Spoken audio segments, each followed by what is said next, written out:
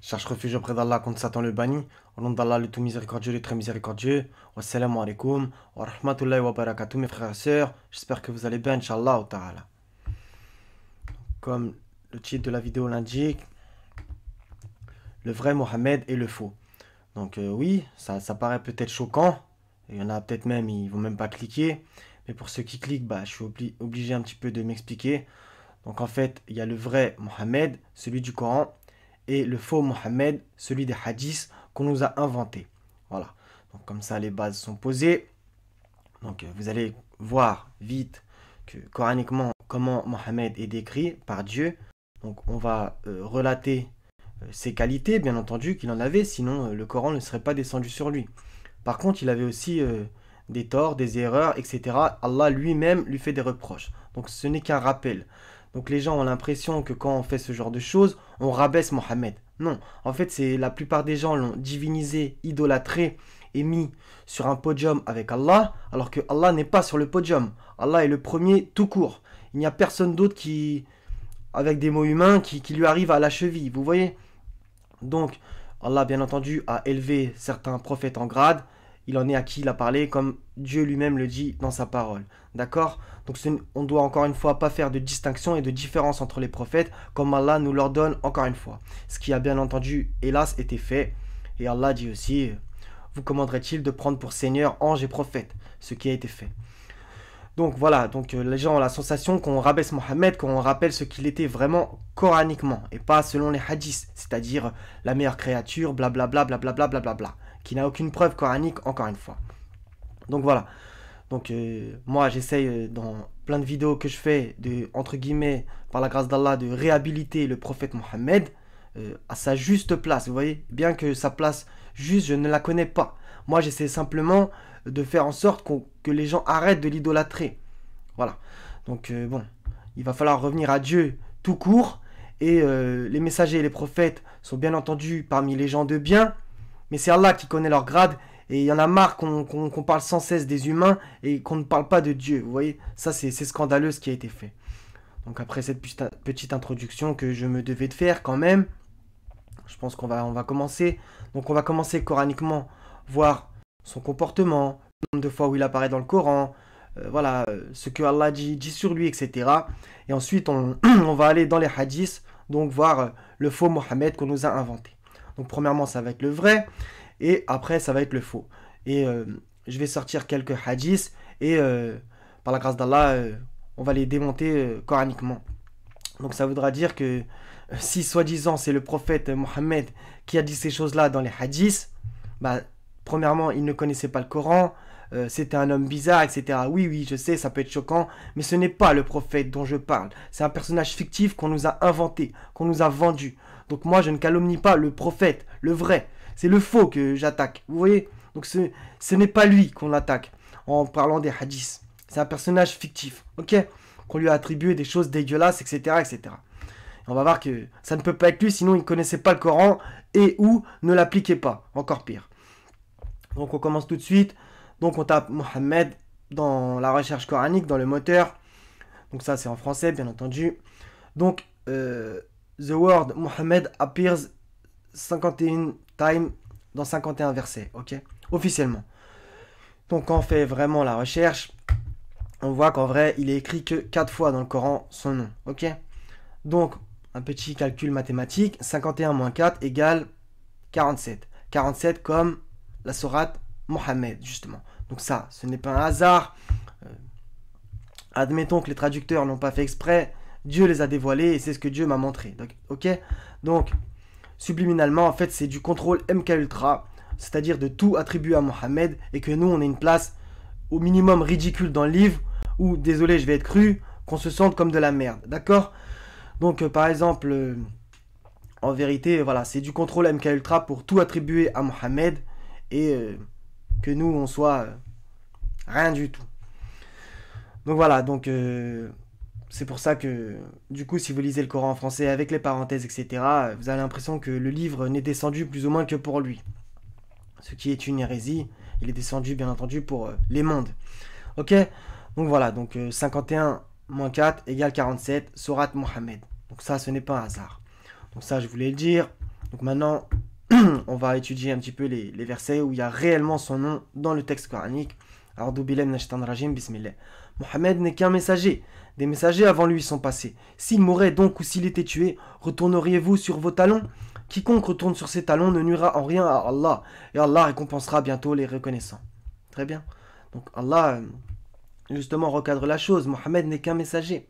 Donc il ne s'agit pas là de le rabaisser, qu'on se comprenne.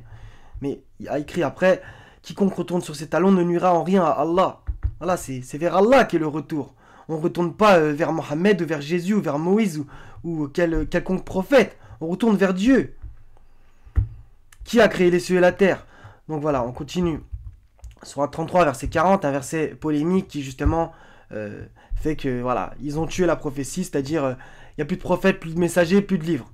Bref. Mohammed n'a jamais été le père de l'un de vos hommes, mais le messager d'Allah est ils ont écrit dernier des prophètes, ce qui est une hérésie, puisque c'est le mot akhir pour dire dernier, et là c'est le mot khatam, ok? Donc, traduisez-le par sceau des prophètes, Allah est omniscient. Donc si on traduit par sceau, là aussi ils disent oui, mais sceau ça veut dire dernier. Bah pourquoi Allah n'a pas utilisé réellement le mot dernier? Donc je me suis déjà exprimé sur ce sujet. Pour moi, sceau ne veut pas dire que la prophétie est scellée. Sinon, Allah aurait sûrement tourné la phrase, mais le messager d'Allah et la prophétie est scellée. Mais bon, les gens ne veulent pas d'autres prophètes et de messagers, donc du coup, et là c'est vrai aussi, je le reconnais, on nous a formaté là-dedans. Donc du coup, ils acceptent cette chose-là, vous voyez. Donc je vous envoie sourate 40, verset 34, où justement les gens disaient, après Joseph, il n'y aura plus jamais de messager. Et regardez après Allah comment qualifie ces gens-là. Donc faites votre recherche, les frères et sœurs. 40, 34, vous allez voir. Donc moi j'entends par là, et le tampon, l'authentification des prophètes. En gros, il est validé par Dieu, tout simplement. Ok? Oui, oui. Donc, sourate 47, Mohammed, versets 1 à 3, on va voir des choses ultra intéressantes. Ceux qui ont mécru et obstrué le chemin d'Allah, il a rendu leurs œuvres vaines. Donc ça, c'est ce que quand même, on a au minimum la sensation, voire c'est ce qu'on voit tous les jours, de la part des prétendus imams. Voilà, ils obstruent le sentier d'Allah sans cesse. À dire Mohammed a dit, alors qu'on va voir que ça ne peut pas être Mohammed qui a parlé dans les prétendus hadiths, la prétendue sunna qu'on nous vend, qu'on lui attribue. Et ceux qui ont cru et accompli de bonnes œuvres et ont cru en ce qui a été descendu sur Mohammed. Donc là, c'est clair, net et évident. C'est le Coran. Ce n'est pas la prétendue sunna qui nous vend que, soi-disant, elle serait descendue du ciel. Et c'est la vérité venant de leur Seigneur. Il leur efface leurs méfaits et améliore leurs conditions. Il en est ainsi parce que ceux qui ont mécru ont suivi le faux. Tiens. Et que ceux qui ont cru ont suivi la vérité émanant de leur Seigneur. C'est ainsi qu'Allah propose leurs exemples aux gens. Ok? C'est quoi suivre le faux? Si ce n'est suivre la prétendue sunna qu'on attribue à Mohammed. Donc surat 17, verset 77, la sunna, c'est la sunna d'Allah, etc. Alors qu'eux suivent la sunnatu al-awalin, la tradition des anciens. Donc un autre verset, le dernier verset où il y a écrit réellement Mohammed dans le texte, 48, 29, Mohammed est le messager d'Allah. Au passage, en arabe, il y a écrit Muhammadan Rasulullah. Ok? Donc, Allah les a devancés encore une fois, parce que leur prétendu shahada, la ilaha illallah, Muhammadan Rasulullah, n'existe pas coraniquement. Du coup, voilà, j'ai sorti justement des hadiths et on va démontrer cela. Mais c'est le seul véritable verset où il y a écrit Muhammadan Rasulullah à la suite, qu'on se comprenne. Puisque justement, dans le 33 à 40, il y a écrit Walakin Rasulullah, ok? Wa khataman nabiyin. Très bien. Donc, on y retourne, désolé pour cette parenthèse. Et ceux qui sont avec lui sont durs envers les mécréants, miséricordieux entre eux, etc., etc. Désolé de couper le verset, mais bon. Donc maintenant, on va voir le comportement et le caractère de Mohammed coraniquement. 359, c'est par quelque miséricorde de la part d'Allah que là le Mohammed entre parenthèses n'est pas faux. C'est pour ça que quand j'ai dénoncé les parenthèses, bien entendu qu'il y en a des vrais, mais il y en a qui sont pas bonnes. Que tu as été si doux envers eux, ok? Donc il a été doux. Mais si tu étais rude, donc ça c'est une mauvaise caractéristique, au cœur dur, encore pire, ils se seraient enfuis de ton entourage. Pardonne-leur donc et implore pour eux le pardon. Et consulte-les à propos des affaires. Puis une fois que tu t'es décidé, confie-toi donc à Allah. Allah aime en vérité ceux qui lui font confiance. Ok? Être doux. Et là, mais si tu étais rude, au cœur dur. Ok? Donc je vous invite bien entendu à faire votre recherche sur la rudesse et le cœur dur. Même si par exemple il y a un verset où il y a écrit que les croyants doivent... bon, on va le faire tout de suite. Comme ça, je vais pas C'est après avec le mot dureté, ok? On va voir qu'il faut avoir une certaine dureté envers certaines personnes. Oui, oui. 923. Ô vous qui croyez, combattez ceux des mécréants qui sont près de vous et qu'ils trouvent de la dureté en vous. Et sachez qu'Allah est avec les pieux. Donc, faire preuve de la dureté envers certaines personnes ne veut pas dire être dur d'une manière générale, qu'on se comprenne. Et on va le voir justement avec d'autres versets coraniques où Allah incite à être rude envers incite le prophète à être rude envers les mécréants et les hypocrites.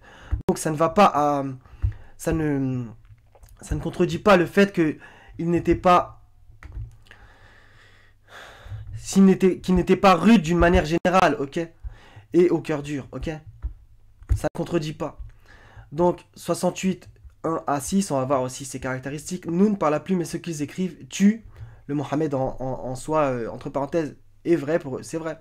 N'est pas par la grâce de ton Seigneur un possédé. Au passage, ceux qu'ils ont dit dans la sunna, que voilà, il était ensorcelé, etc., etc. Et il y aura pour toi, certes, une récompense jamais interrompue. Et tu es certes d'une moralité éminente, ok? Tu verras, elles verront, qui d'entre vous a perdu la raison.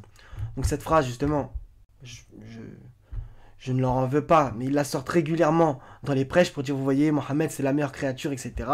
Donc ils appuient ce verset-là. Oui, ce verset existe et c'est bien entendu une caractéristique de Mohammed coranique. Donc bon, mais même s'ils font une espèce de manipulation quand même. Et tu es certes d'une moralité éminente. Ok, il avait une moralité éminente. Ça on le sait, c'est clair, net et évident.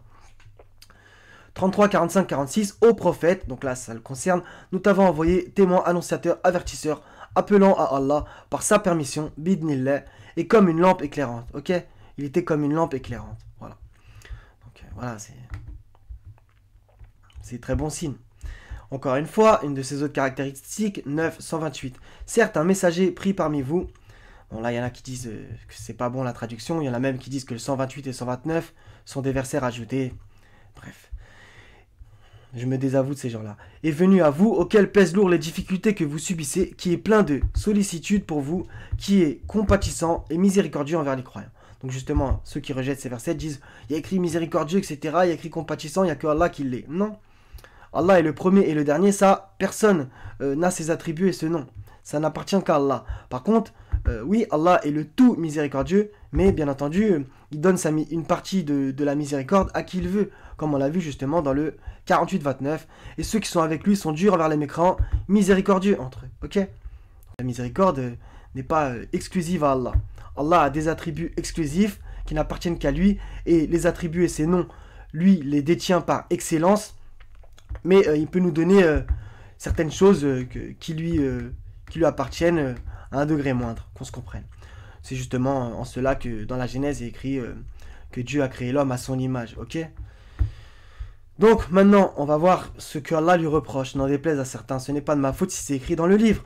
Donc 33, 37, etc., etc. Tu craignais les gens et c'est Allah qui est le plus digne de ta crainte, ok? Donc c'est quand même un reproche. Donc encore une fois, 93, 1 à 8, par le jour montant et par la nuit quand elle couvre tout, ton Seigneur ne t'a ni abandonné ni détesté. Ça c'est une belle preuve d'amour de la part de Dieu. La vie dernière t'est certes meilleure que la vie présente. Ton Seigneur t'accordera certes et alors tu seras satisfait.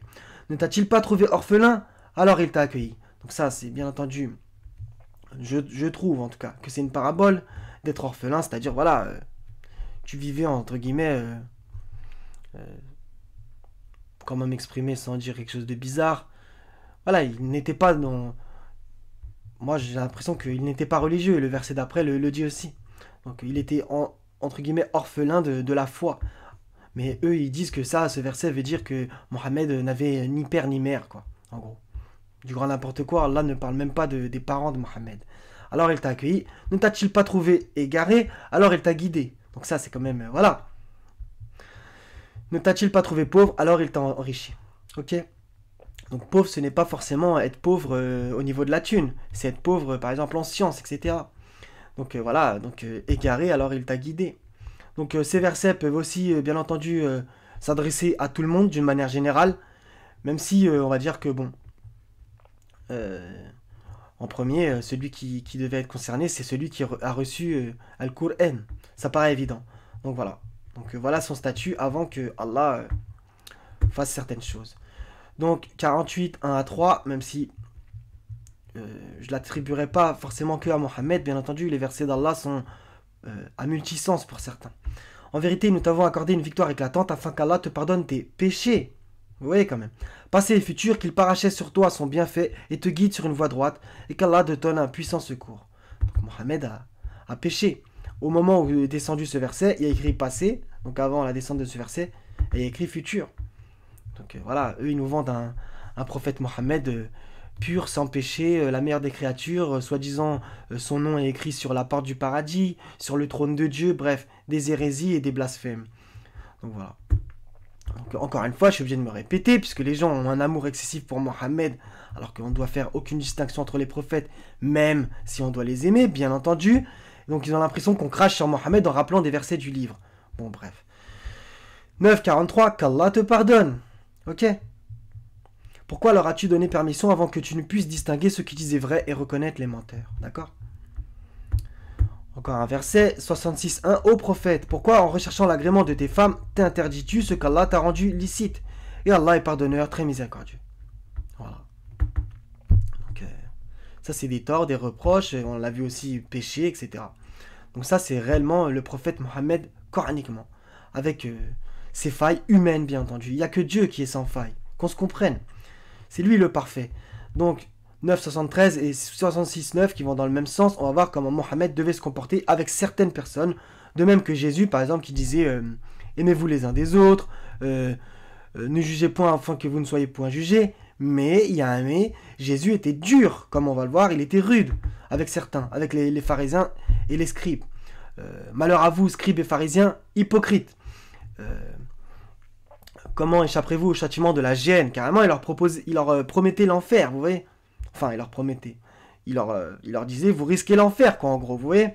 Mais par contre, il était doux avec les gens, d'une manière générale, qu'on se comprenne. Mais voilà, c'est ça aussi, lutter, fils Abilillah, au prophète, lutte, justement, contre les mécréants et les hypocrites, et sois rude avec eux. Donc ça ne contredit pas le verset qu'on a vu plus tôt, avec si tu es rude au cœur dur. Ça ne contredit pas, parce que ça, c'est d'une manière générale. Et, par contre, il y a des spécificités avec certaines personnes, d'être rude. L'enfer sera leur refuge et quelle mauvaise destination. Allah est plus à même de savoir comment il faut se comporter. 66.9 au prophète, donc là, bien entendu, ça concerne lui en premier, mais si nous aussi, on a envie justement de ressembler le plus au prophète, bah c'est en faisant ça. Mène la lutte contre les mécréants et les hypocrites et sois rude à leur égard. Leur refuge sera l'enfer et quelle mauvaise destination. Ok? Donc je pense qu'on a vu Mohammed, son comportement, ses actes, sa façon d'être, etc. Coraniquement, c'est clair, net et évident. Donc au passage, j'avais fait une vidéo la vision erronée des prophètes, qui justement parlait de cela.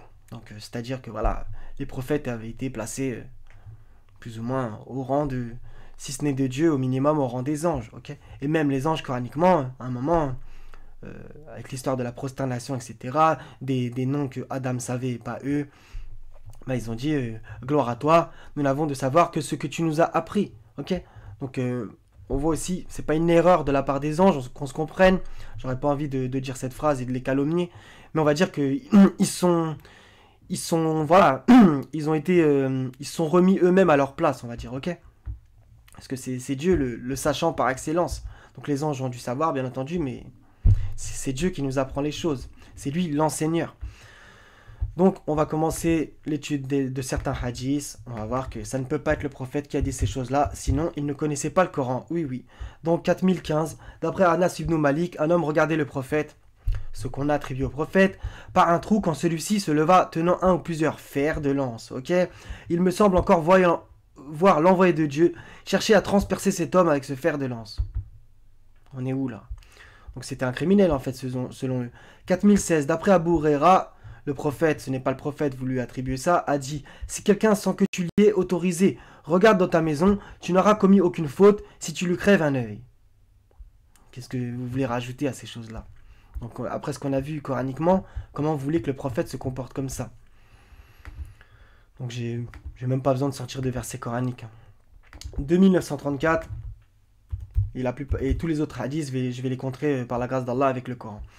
D'après Ibn Omar, l'envoyé de Dieu ordonna de tuer les chiens. Ok. Donc bien entendu, il y a des fois d'autres versets, d'autres hadiths avec les chiens. Ok. Donc voilà, quiconque détient un chien, à moins qu'il ne soit un chien de sage, de troupeau ou de champ, se verra retrancher chaque jour de 2 kirat de la récompense de ses œuvres. Ok. Donc voilà, on va dire que c'est la religion de la contradiction, mais ce hadith existe bien et il a été authentifié. Donc voilà. Donc s'il ordonna de tuer les chiens, le prétendu prophète qu'on nous vend hadithique ne connaissait rien au Coran. Donc Sourate 18, verset 18. Et tu les auras cru éveillés alors qu'ils dorment, donc c'est à propos des gens de la caverne, et nous les tournons sur le côté droit et sur le côté gauche, tandis que leur chien est à l'entrée, pattes étendues. Donc ça sous-entend que c'était un chien de garde, quoi, il gardait l'entrée de la caverne. Encore un autre verset, 5, 4. Il t'interroge sur ce qui leur est permis, dit, donc Mohammed devait dire, vous sont permises les bonnes nourritures, ainsi que ceux que capturent les carnassiers que vous avez dressés, en leur apprenant ce qu'Allah vous a appris. Mangez donc ce qu'elle capture pour vous et prononcez dessus le nom d'Allah, et craignez Allah, car Allah est certes prompt dans les comptes. Donc les carnassiers. Donc il y a aussi des versets à propos de la chasse, on va le faire vite fait. Donc vous tapez le mot chasse, la chasse en état d'ihram, etc., etc. La chasse en mer vous est permise, etc., etc. Ok. Donc voilà, donc le prétendu prophète qu'on nous vend ne connaissait rien au Coran. Oui, oui. Donc maintenant on continue. 2068, encore un grave. Désolé. 2068. Ouais. Aïcha, la femme du prophète, un personnage fictif, n'en déplaise à certains, je sais, c'est dur à avaler, mais c'est comme ça, a dit, j'ai entendu l'envoyé de Dieu, trouvez le nom de Aïcha dans le Coran si vous êtes véridique, a dit, j'ai entendu l'envoyé de Dieu dire, n'a jamais dit, vous le faites dire, ces 4 nuisibles sont à tuer, absolument même durant la sacralisation, ok, le milan, le corbeau, la souris et le chien enragé. Donc là maintenant c'est le chien enragé. Donc voilà, encore la religion de la contradiction. Donc là il y a un gros problème, c'est le corbeau, ok. Donc encore une fois, le prétendu prophète qu'on nous vend ne connaissait rien encore. 5, 31, puis Allah envoya un corbeau, donc c'est à propos de Abel et Caïn, le Abel et Caïn biblique, n'en déplaise à certains. Puis Allah envoya un corbeau qui se mit à gratter la terre pour lui montrer comment ensevelir le cadavre de son frère. Il dit, malheur à moi, suis-je incapable d'être comme ce corbeau, à même d'ensevelir le cadavre de mon frère. Il devint alors du nombre de ceux que ronge le remords. Donc résumé, leçon à tirer de cette histoire, c'est que le corbeau a appris quelque chose à l'homme. Donc il a été ultra utile. N'en déplaise à certains, on va aller dans la Genèse, Genèse chapitre 8, verset 7. Donc c'est dans l'arche, Noé, quand il commençait à flotter, etc. Regardez ce qu'il a fait. Il lâcha le corbeau, qui sortit partant et revenant, jusqu'à ce que les eaux eussent séché la terre. Il lâcha aussi la colombe, pour voir si les eaux avaient diminué à la surface de la terre. Résumé, Noé a utilisé 2 animaux, 2 volatiles, le corbeau et la colombe, pour voir la flotte, où est-ce qu'elle en était, en gros. Hein, je vous fais le résumé à la manière de 2020. Ok. Donc si Noé a utilisé le corbeau, et que le corbeau a été utile comment ça s'appelle, à Caïn, le premier criminel, pourquoi faudrait le tuer?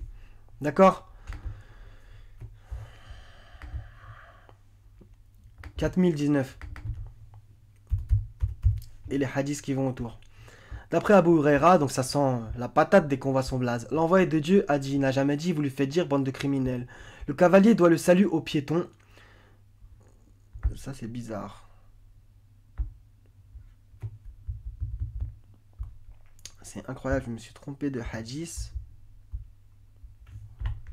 Ah, je me suis trompé de hadith. Ah là là.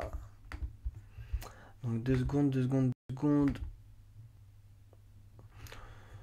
Non, c'est à propos... Désolé pour ce petit contretemps.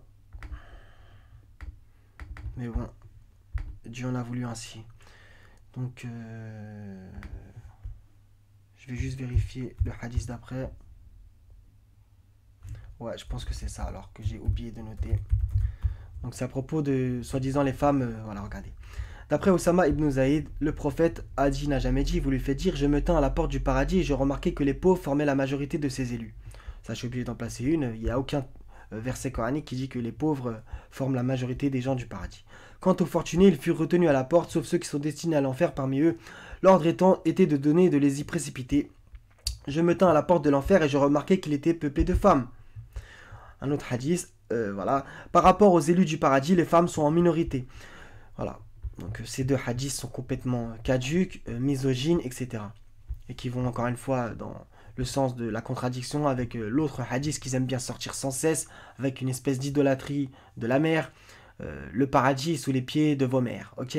Alors que Dieu dit d'exprimer de la bonté envers ses pères et mères dans le Coran. Et dans la Bible, il dit aussi honore ton père et ta mère. Même Jésus a rappelé cette parole, ok? Donc pourquoi faire une préférence envers la mère? Et en même temps dire que la femme c'est de la... Vous m'avez compris? Et à dire que les femmes seront en minorité au paradis. Donc bien entendu, il y a des versets coraniques qui démontrent cela en 2.2. Donc 16, 97, il y en a plein d'autres. Hein. Quiconque mâle ou femelle, il y en a qui ont un problème avec le terme mâle ou femelle, ils pensent que c'est que les animaux. Ben non. Fais une bonne œuvre tout en étant croyant. Nous lui ferons vivre une bonne vie. Et nous les récompenserons certes en fonction des meilleures de leurs actions. Donc notez bien le bonne œuvre tout en étant croyant, ça va nous être utile dans d'autres hadiths. Donc 1842. On suit à combien de minutes? Déjà 26, subhanallah. Voilà, donc ça c'est à propos du Siem, dans un voyage au cours du Ramadan, blablabla. Bla.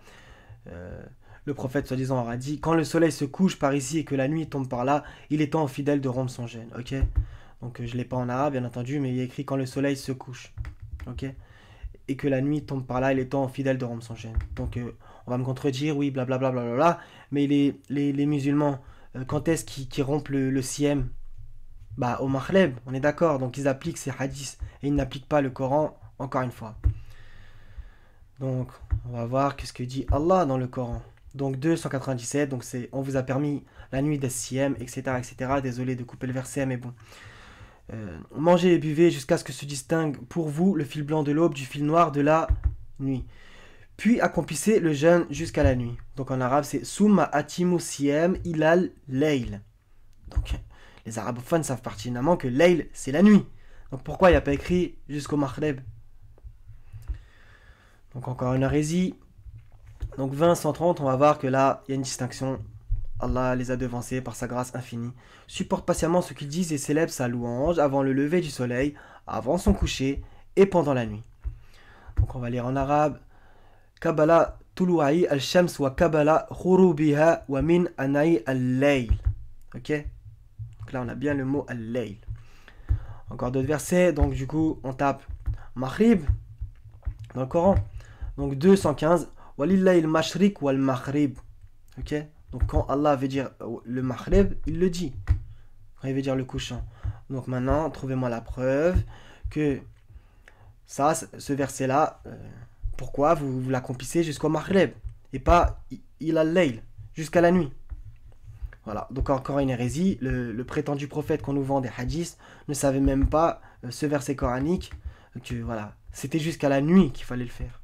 Donc il y a une différence entre la nuit et le coucher du soleil. Il y a un énorme écart. Approximativement, je vais le dire comme ça, approximativement au moins 1 heure, en général, selon les périodes de l'année dans lesquelles on est. Mais encore une fois, vu que pour eux, le Ramadan, le Siem, se décale tous les ans, etc., etc. Donc je vous renvoie sourate 9, verset 2 à 5 et sourate 9, verset 36 à 37 pour mieux comprendre. Et j'en passe une pour leur prétendu calendrier qu'ils nous ont vendu, qui est une escroquerie, qui est seulement lunaire, alors qu'Allah nous demande qu'il soit lunisolaire. Oui, oui. Sourate 10, verset 5 et sourate 17, verset 12.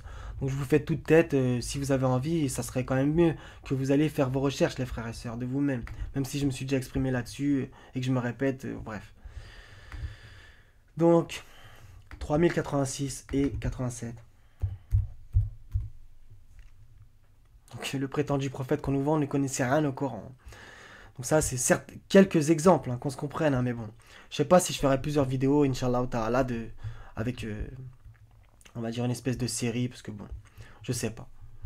D'après Abdullah ibn Abi Awfa, Talha ibn Mushif a dit « Je demandais à Abdullah ibn Abi Awfa si l'envoyé de Dieu avait fait un testament, il me répondit que non. » Donc là, ça sent mauvais. « Mais alors, repris-je, pourquoi a-t-on prescrit aux musulmans de faire un testament ?» Là, le mec, il a totalement raison. Et selon une variante, leur a-t-on ordonné de faire un testament? Donc, étrange cette variante.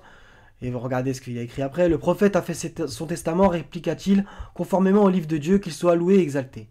Donc il faudrait savoir. Et le hadith d'après les contredit. Donc c'est encore une fois la schizophrénie dans laquelle ils ont mis les gens. 3087 d'après Aïcha, et je suis obligé de le dire, dès qu'il y a écrit Aïcha, les musulmans tombent dans l'émotion, voilà, c'était soi-disant l'épouse du prophète, etc. Donc c'est énorme. Dès qu'il y a écrit Aïcha, c'est waouh. Alors que dès qu'il y a écrit Aïcha, justement, ça sent la patate. N'en déplaise à certains, c'est un personnage fictif. Trouvez-moi encore une fois son prénom dans le Coran. Il n'y a pas le nom d'un seul compagnon de Mohammed. Donc on va me dire, oui, il y a Zaïd. Ok, d'accord. Mais où est-ce que vous avez vu qu'il y a écrit Zaïd, c'est un compagnon. Bref. Donc d'après Aïcha, l'envoyé de Dieu n'a légué ni un dinar, ni un dirham, ni une brebis, ni un chameau, et donc il n'a pas fait de testament.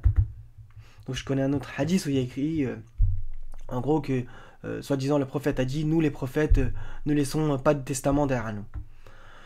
Donc, encore une fois, ça va contre le Coran. Donc 280, il y en a plusieurs. Hein. On vous a prescrit quand la mort est proche de l'un de vous et s'il laisse des biens. J'ai l'impression qu'il y a un problème de traduction hein, réellement. Parce que bon, quand la mort est proche de l'un de vous, il y a bien écrit aussi un verset coranique. Nul ne sait quand il mourra et sur quelle terre il mourra et ce qu'il acquérera demain. Ok ? Donc on ne sait même pas si on va vivre aujourd'hui ou demain. Là je peux mourir à 18h08, vous voyez, si Allah décide. Donc ça paraît étonnant. Donc ça parlerait quand même entre guillemets du lit de mort. Et s'il laisse des biens, de faire un testament en règle en faveur de ses pères et mères et de ses plus proches, c'est un devoir pour les pieux. Donc il y a écrit tout le monde, il n'y a pas écrit excepté les prophètes. Donc voilà, c'est du grand n'importe quoi. Donc le prophète, il a logiquement fait un testament. Mais ça, c'est justement parce qu'ils ont un problème avec les chiites, etc., etc. Donc justement, le hadith 3089 parle du jour du jeudi, où voilà. Donc là, c'est Omar, même si c'est ne pas écrit, on dit, est-ce qu'il a le délire? Donc Omar, le personnage qu'on nous vend, dit que le prophète délire. Bref. Etc., etc. Donc on ne l'a pas laissé de quoi écrire. Ah, au passage, il savait écrire, finalement. D'accord. Donc c'est un prophète illettré qui finalement sait écrire au bout d'un moment. Vous voyez, toutes ces fables qu'on nous a vendues, c'est incroyable. Donc, hadith 19. Aïcha, encore une fois, a dit, du temps de l'envoyé de Dieu, on ne coupait pas la main du voleur. Je l'avais même pas pris, ça c'est le 3193. On ne coupait pas la main du voleur pour une valeur inférieure au prix d'un bouclier ou d'une cuirasse, et chacun d'eux était de valeur. Donc bon, je suis obligé d'en placer une, vu que Dieu a décidé que je tombe là-dessus. Donc oui, il y a bien écrit, soi-disant, dans le verset, qu'il faut couper la main du voleur, mais en fait, ça serait plutôt faire une entaille, vous voyez. Oui, oui. Donc, parce que justement, on retrouve le même mot dans la sourate Joseph, quand les femmes, elles le virent et elles se coupèrent les mains officiellement dans la traduction, mais non, elles se taillent derrière les mains. Tu vas pas te découper la main. Ça, on appelle ça le mot approprié. Si ça aurait été réellement ça, ça serait... elles se sont...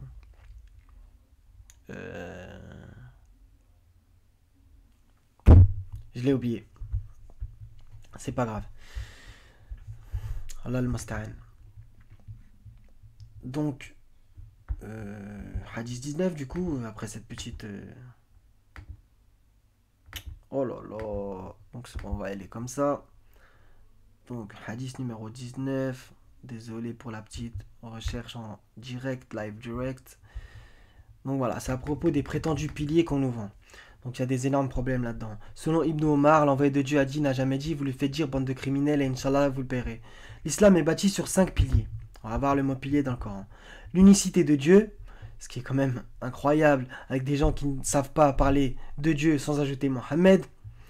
La pratique de la prière, l'acquittement de l'aumône légale à Zaka, ce n'est pas ça, bref, le jeûne du Ramadan, as-Siyam, et l'accomplissement du Hajj, ok? Donc, ces concepts, ces choses existent bien dans le Coran, qu'on se comprenne, même si elles ont été dévoyées pour certaines, mais en gros, les musulmans, voilà, ils ont compris que si en gros, tu appliquais ces 5 choses, c'est bon. J'ai fait mes choses, au passage, ce n'est que des choses égoïstes, au passage, à part pour la Zaka, mais ce n'est que des choses égoïstes, oui, c'est ma gueule. J'ai accompli mon hajj, j'ai fait ma prière, j'ai fait mon siyam. Vous voyez, c'est sans cesse que pour sa gueule, ok? Donc ça, c'est la religion de l'égoïsme, encore une fois. Et dans les prétendus piliers, il n'y a même pas faire le bien. et ordonner le convenable, interdire le blâmable. Donc encore une fois, c'est une hérésie coraniquement. Donc, hélas pour eux, le mot pilier existe dans le Coran 13.2. Donc je ne vais pas le lire en entier, mais c'est juste pour vous voir, que vous voyez qu'il y a le mot pilier. Allah est celui qui a élevé les cieux sans pilier visible. 31.10, il a créé les cieux sans pilier que vous puissiez voir. Donc si on ne me croit pas, je vais taper le mot 5 devant. On tape 5. 5 piliers, ça devrait apparaître, vu que ce dogme, cette doctrine nous est rabâchée sans cesse. Bah, not found. Ça n'apparaît pas. Encore une fois, une hérésie de leur part. Donc, dans le 277, ça c'est moi qui le dis, ça n'engage que moi.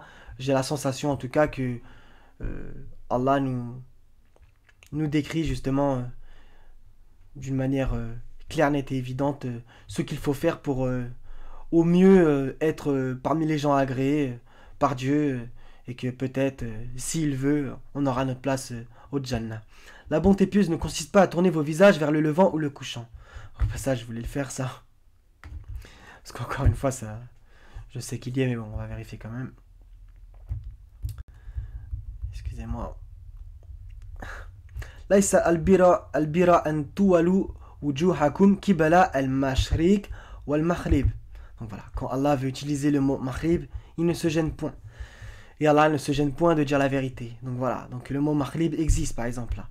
Mais la bonté pieuse est de croire en Allah, au jour dernier, aux anges, aux livres et aux prophètes. Soi-disant, il y a écrit aux livres. Non, c'est à l'écriture. Donc du coup, ça renvoie aussi à la Bible, n'en déplaise à certains. Ok. Donc bon, de donner de son bien, vous voyez, ça n'a rien à voir avec ce qu'eux ils nous vendent. Quelque amour qu'on en ait aux proches, aux orphelins, aux nécessiteux, aux voyageurs indigents et à ceux qui demandent l'aide et pour délier les jougs, d'accomplir la salade, d'acquitter la zakat. Donc il y a quand même une partie de ce que eux ils disent. Et ceux qui remplissent leurs engagements lorsqu'ils se sont engagés, ceux qui sont endurants dans la misère, la maladie et quand les combats font rage, les voilà les véridiques et les voilà les vrais pieux. Ok. Donc bien entendu, il y a plein de versets dans le sens de faire le bien, etc. Donc on va le faire vite fait. Donc de faire le bien envers les pères, les mères, les proches parents, les orphelins, les nécessiteux, d'avoir de bonnes paroles avec les gens, d'accomplir régulièrement la salat et d'acquitter la zakat, etc. etc. Ça va sans cesse. Donc bon, on continue. Attendez, je vérifie juste si je n'ai pas oublié un verset. C'est bon. Donc, le hadith numéro 27, donc je vais y aller à la main. D'après moi, Ibn Jabal, l'envoyé de Dieu qui me chargea d'une mission au Yémen, me dit, etc., etc. Quand tu seras parmi eux, invite-les à attester qu'il n'y a d'autre divinité que Dieu et que Mohammed est l'envoyé de Dieu. Donc voilà d'où vient réellement la prétendue double shahada qu'on nous vend. Donc on va encore une fois aller dans le Coran. Lumière sur lumière, Allah guide qui veut vers sa lumière. Et celui qui n'a point de lumière, etc., etc., vous connaissez les versets.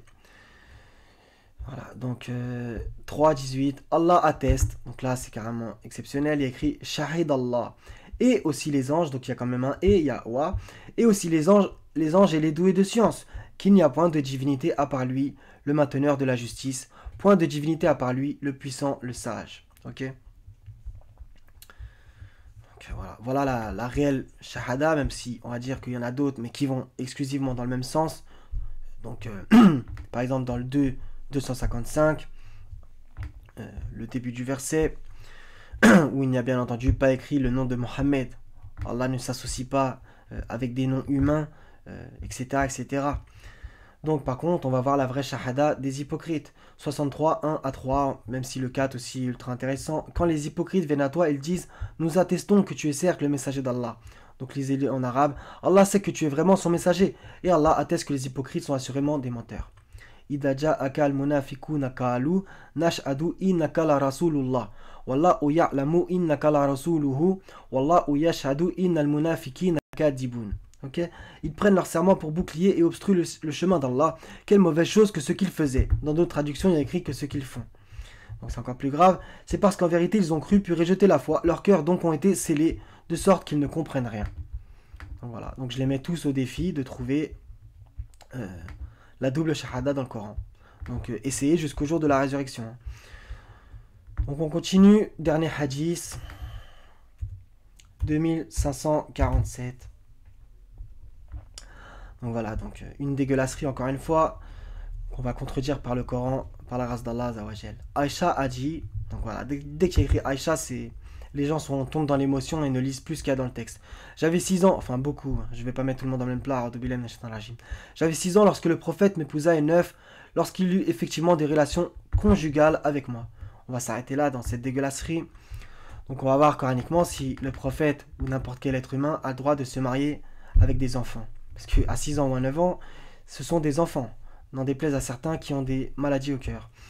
Donc, ô prophète, nous t'avons rendu licite tes épouses et à qui tu as donné leur mari, etc., un peu plus bas, ainsi que toute femme croyante si elle fait don de sa personne au prophète, pourvu que le prophète consente à se marier avec elle. Donc ça, premièrement, c'est pour le prophète, ok? Maintenant, 24-32, mariez les célibataires d'entre vous et les gens de bien parmi vos esclaves, hommes et femmes. S'ils sont besogneux, Allah les rendra riches par sa grâce, car Allah est immense et il est omniscient. Donc il y a bien écrit de se marier avec des femmes, pas avec des enfants. Donc là, je vais être obligé de le faire. On va taper tout le déroulement de l'être humain, parce que ça y est dans le Coran, bien entendu. Donc, ô hommes, si vous doutez au sujet de la résurrection, c'est nous qui vous avons créé de terre, puis d'une goutte de sperme, on voit tout le cheminement, puis d'une adhérence, puis d'un embryon, etc. Il y a la matrice, etc., etc. Et de l'adhérence, nous avons créé un embryon, etc., etc. Puis de cet embryon, nous avons créé des os et nous avons revêtu les os de chair. Ok? Qu'est-ce que vous voulez dire de plus? Embryon, pas de chance pour eux, il y a bébé. Allaiteront leur bébé 2 ans complets. Comment parlerons-nous à un bébé? Fi el-Mahdi, au berceau. Puis nous vous en sortirons de bébé, etc., etc. Donc il y a embryon, bébé et goutte de sperme. Maintenant on tape enfant. C'est clair, net et évident, mais bon. 141 fois. Donc par exemple, Bani Israël. Comme ils reconnaissent leurs enfants. Demande aux enfants d'Israël à cause de son enfant, ni le père à cause de son enfant. Donc voilà, on a enfant. On a carrément jeune homme. Ne leur en déplaise. Nous avons entendu un jeune homme dire d'elle. On a fille.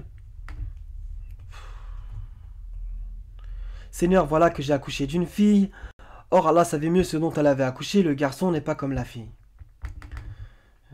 Donc maintenant, on a femme. On a aussi vieillard. Donc on est obligé de tout reprendre avec ces gens-là. Mais bon. C'est pas grave qu'Allah nous renforce. Elle dit, malheur à moi, vais-je enfanter alors que je suis vieille et que mon mari que voici est un vieillard. Donc voilà, j'ai même pas besoin de taper le mot vieille puisqu'il est dans... Il y a les 2 mots dans le verset. Donc voilà, donc on a tout le cheminement de l'être humain dans le Coran. Il y a tous les mots. C'est parfait. C'est le livre d'Allah, donc bon. Voilà, donc je pense que c'était tout. Donc, bidnillah ta'ala, je vous ai prouvé que ça ne peut pas être le prophète dans les hadiths, puisque voilà, il sortait du grand n'importe quoi. On va me dire, oui, mais là, tu nous as sorti que 10 hadiths, nanana, il y en a 6000 dans Muslim. Je m'en fous. Il ne devrait pas y avoir d'erreur aussi énorme que ça, vous voyez. Et en vérité, je n'ai même pas tout sorti. Parce que j'ai déjà fait un peu le boulot sur ces choses-là. Donc bon, voilà, c'est un peu... je vais dire, c'est un peu frustrant de se répéter, même si Allah lui-même se répète. Donc il y a un bien dans le fait de se répéter. Donc voilà, 45 minutes, il y en a qui n'ont pas été au bout, etc. C'est sûr et certain. Voilà, donc j'espère que ça vous servira, que vous aurez ces contre-arguments à leur sortir, si vous avez trouvé que ce que j'ai dit est bon. Donc voilà, je pense que c'était tout mes frères et sœurs. Donc voilà, c'est tout. Donc aussi, je voudrais quand même le dire, donc il y a le vrai Mohammed, celui du Coran, et le faux, celui des hadiths. Ok? C'est clair, net et évident. Donc prêchez ça aux gens que vous connaissez, c'est ultra important, parce que être reconnaissant que Allah nous a fait sortir de ces ténèbres pour nous guider vers la lumière de son livre, j'irai même plus loin, de ses livres, pour certains d'entre nous, par sa grâce infinie. Donc voilà, soyez reconnaissants et enfin, qu'on essaie tous de l'être, bien entendu. Comme a dit Luqman, quiconque est reconnaissant n'est reconnaissant que pour soi-même. Et ça va aussi dans le sens du verset quiconque lutte ne lutte que pour lui-même, car Allah peut se passer des mondes. Ok? Allah n'a besoin de rien ni de personne. Donc c'est pour notre propre compte si on essaie de de dire la vérité qu'Allah nous a montrée. Ok. Et bien entendu, c'est lui la vérité et à lui appartient la vérité. Nous, on fait bien entendu des erreurs, etc. etc. Donc voilà mes frères et sœurs, donc soyez bénis, je vous aime pour la face d'Allah Azawajal, wa salamun ala al-mursalin, walhamdulillahi rabbil alamin, la ilaha illa huwa al-hazizul hakim, wa salamu alaikum, wa rahmatullahi wa barakatuh mes frères et sœurs, à la prochaine Inch'Allah ta'ala.